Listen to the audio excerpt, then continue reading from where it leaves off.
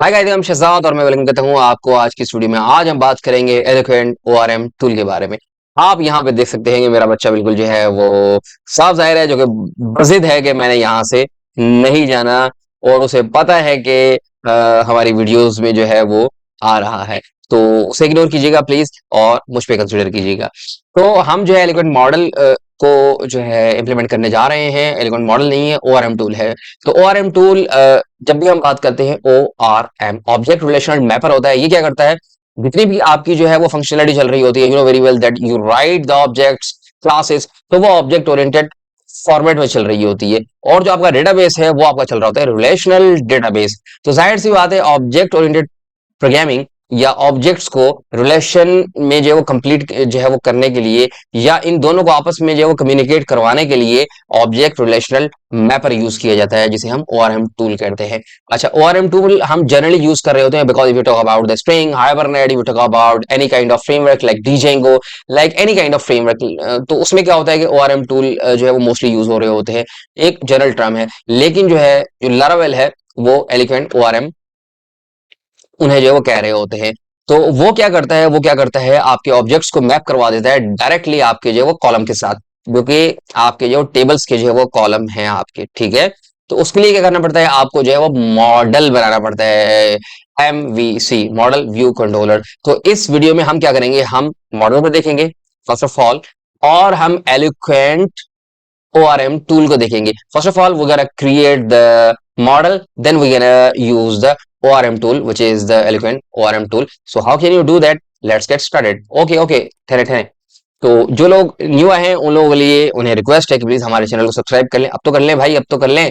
सो चलिए स्टार्ट करते हैं। ओके गाइस, तो हमने जो है ये अपने टेबल्स वगैरह बनाए हुए थे, आपको पता है कि अच्छा, सबसे अहम बात यह है कि अगर आप जो है एलोक्वेंट ओआरएम टूल की बात करें तो हमेशा हर टेबल का जो है एक अलग से जो है एलोक्वेंट ओआरएम मॉडल बन रहा होता है, ठीक है, या मॉडल बन रहा होता है। एलोक्वेंट ओआरएम टूल अलग है, मॉडल अलग है भाई। तो सबसे पहले हम क्या करते हैं, मॉडल बना देते हैं ताकि जो है हम उसे एज अ एलोक्वेंट के तौर पे यूज कर सके, ठीक है। तो फर्स्ट ऑफ ऑल मैं कहता हूँ PHP आर्टिजन, जब भी कोई चीज बनानी हो आपको पता है कि हम आर्टिजन कमांड यूज कर रहे होते हैं। बनाने का मतलब ये है कि मेक, एंड देन हम कहते हैं कि भाई मैं मॉडल बनाने जा रहा हूँ, ठीक है। अच्छा, मॉडल का जो है फर्स्ट लेटर कैपिटल होगा, similar to the controller, because वो क्लास ही क्रिएट करता है। अच्छा, अगर मैं बात करूं, मैं कहता हूं कि मैं यूजर के नाम से जो मॉडल बना रहा हूं, ठीक है। अगर आपने सीडर सॉरी अगर आपने जो है ऑलरेडी जो माइग्रेशंस बनाई हुई हैं तो ठीक है, वरना -m बनाएंगे तो वो माइग्रेशंस बना देगा। मैं जैसे ही क्लिक करूंगा तो देखें मॉडल ऑलरेडी एग्जिस्ट, वो कह रहा है कि मॉडल ऑलरेडी एग्जिस्ट है, बिकॉज जो बाय डिफॉल्ट है वो बिल्कुल जो है उसी के साथ आता होगा। लेकिन अब मैं कहता हूँ मॉडल 1, ठीक है। जैसे ही क्लिक करता हूं तो उसने जो मॉडल बना दिया। अब ये मॉडल जो है कहाँ पे होंगे, आपको पता है कि ये मॉडल जो है ये मॉडल्स के अंदर होंगे, और ये मॉडल जो हमने अभी अभी बनाया था। अच्छा, ये जो मॉडल हमने बनाया था और जो बाय डिफॉल्ट मॉडल आया है, ये देखें, ये बाय डिफॉल्ट ये मॉडल आया है, ये फिलेबल है, और प्लस में जो है यहाँ पे ये हिडन्स हैं कुछ चीजें, और कुछ चीजें जो है ये हमारी बनी हुई हैं। ओके, तो हम क्या करते हैं, हम इसे कहते हैं कि भाई प्रोटेक्टेड, हम कहते हैं कि जो है वो टेबल है हमारा, वो ये है हमारा, और उसके बाद में जो आईडी है वो ये है। इससे क्या होता है कि पता चल जाता है कि आपकी जो आईडी है वो क्या है, मतलब जो I am talking about the primary की, ठीक है। प्राइमरी की आपकी क्या है, तो आईडी आपने यहाँ देनी है, प्राइमरी की आपने यहाँ देना है। उसके बाद में आपका जो है प्रोटेक्टेड जो है वो फिलेबल आता है। फिलेबल जो है वो क्यों जरूरी है, जैसे कि ये आप देख सकते हैं, हमारा जो है यूजर का ऑलरेडी टेबल बना हुआ है, सॉरी ये माइग्रेशंस हैं, हमारा ये ऑलरेडी यूजर का बना हुआ है, यहाँ पे जो है ना ये फिलेबल है।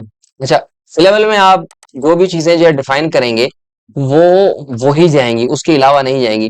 लेट सपोज नेम, ईमेल और पासवर्ड, तो अगर आपने यहाँ पे ये डिफाइन किया हुआ है तो ये 3 कॉलम्स के अलावा अगर आप कोई भी चीज इंसर्ट करवाने की कोशिश करेंगे डेटाबेस के अंदर तो वो नहीं जाएंगी, बिकॉज फिलेबल क्या करता है, चेक करता है कि आपने जो कॉलम्स को अलाउ किया हुआ है कि यही जो है यूज होंगे, मतलब अपडेट भी होगा, डिलीट भी होगा, प्लस में ये है कि इंसर्ट भी होगा।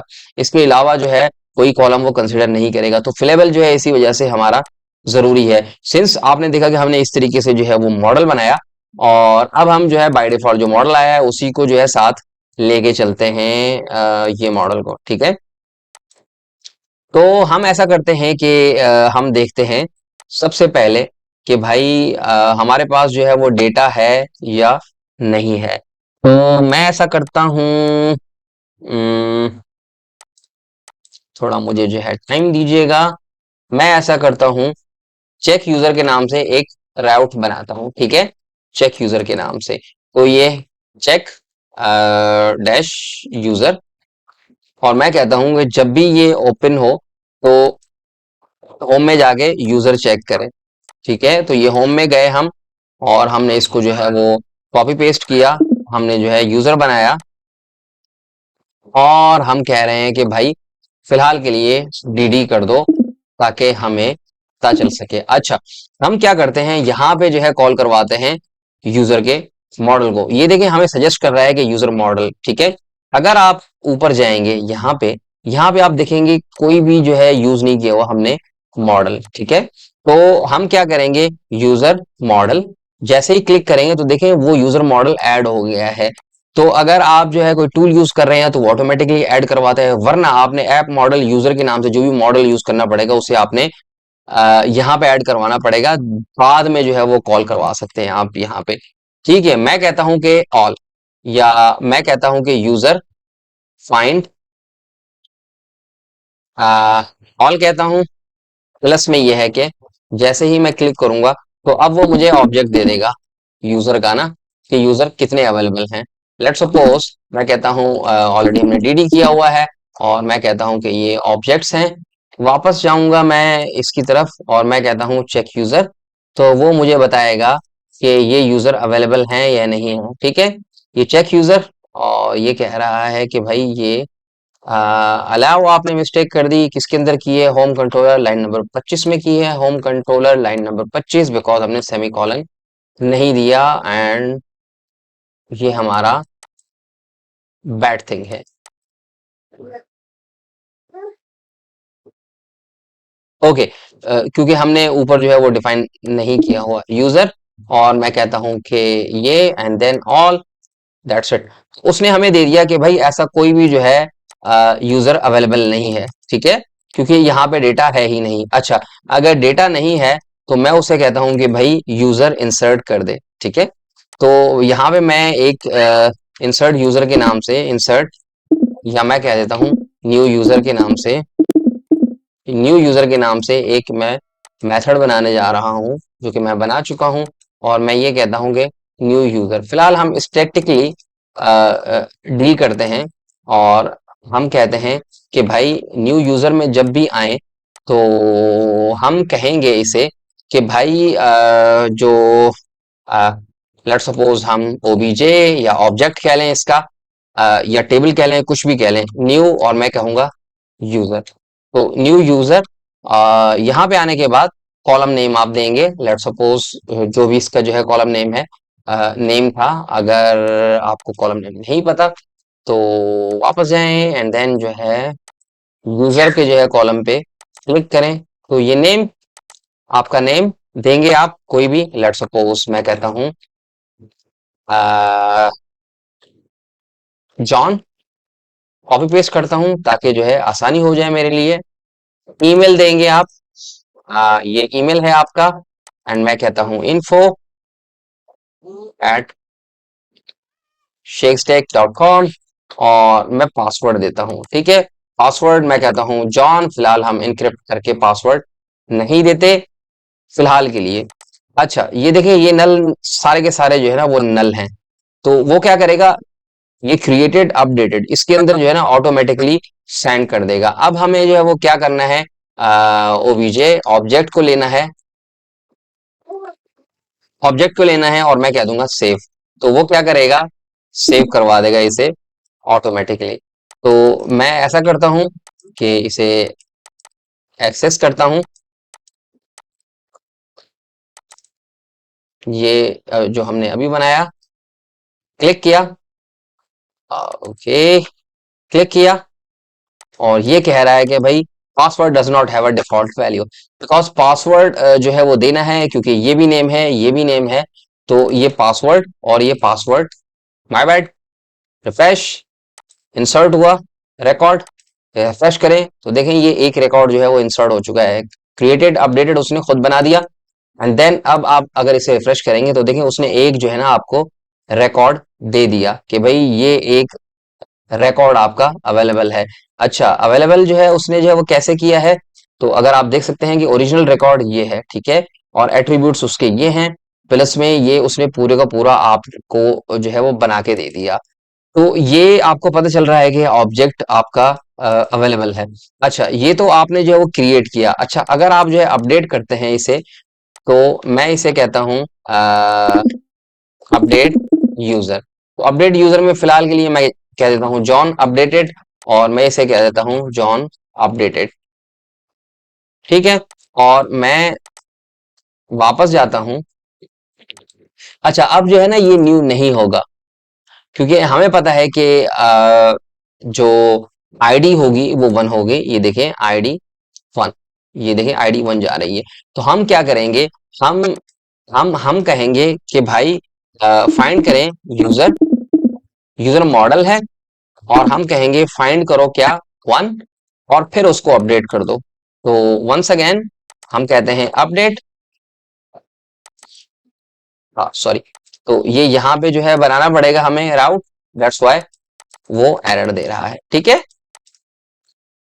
वापस रिफ्रेश, एंड देन आप रिफ्रेश करें तो देखें जॉन अपडेटेड, जॉन अपडेटेड, और ये जॉन अपडेटेड यहाँ पे भी आ गया। अच्छा, इस तरीके से जो है आप अपडेट करेंगे। एक तो ये मेथड है अपडेट करने का ना।